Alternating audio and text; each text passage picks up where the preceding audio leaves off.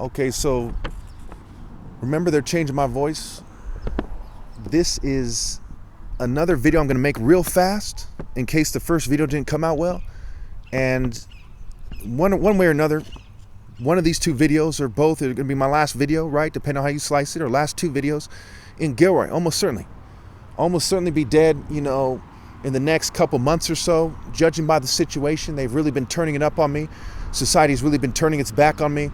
And by the way things are going, you know, the poisons and the fumes will have caused my death one way or another.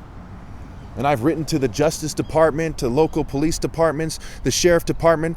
They have decided, you know, in a calculated manner to not get involved and to let them screen me out and to let them harass me, including racial harassment, sexual harassment, you know, all kinds of crazies, right? White supremacists, Jewish supremacists, LGBT supremacists have been harassing me and persecuting me in all sorts of ways.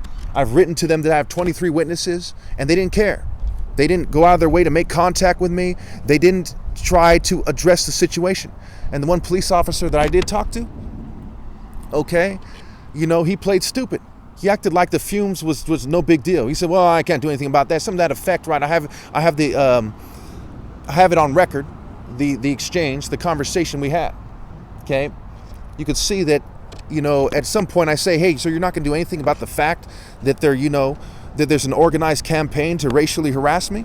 And he said, you know, he chopped it up to just mere traffic violations and stuff like this, instead of saying, "Hey, you know, what you're describing it fits the description of a federal hate crime. You know, it's a federal offense, if I'm not mistaken. Certainly it's a felony. Okay, organized racial harassment day in, day out. And I have 23 witnesses, and they didn't have any significant follow-up. I mean, that's outrageous as hell.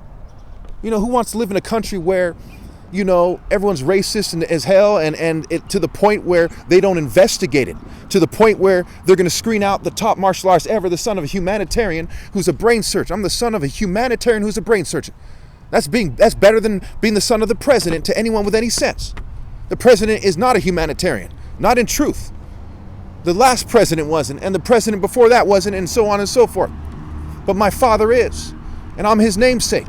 And they turned a blind eye to organized racial harassment against me. For what? For white supremacy, Jewish supremacy, LGBT supremacy? You know? The Constitution is supposed to be the highest law of the land. Not Freemasonry, not social clubs, not disgusting racist agendas.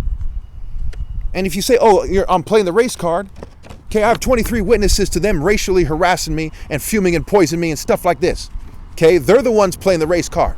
And the race card they're playing is white supremacy, Jewish supremacy, LGBT supremacy, and the despicable and token minorities who are helping them out. There's no excuse for it. So as we see the cloud of wickedness that has covered these people, that's underneath my feet as I trample them in their spirits, as I man up and they refuse. I'm manning up and their tails are tucked. I'm telling the truth and they're lying. I'm putting myself out there knowing no one's going to help me out, and they're tail tucked, holding each other's dicks in the woods like Bohemian Grove or something, scared to do what's right. Because I am the top, and they are merely in the spirit of generational demons that I have stopped.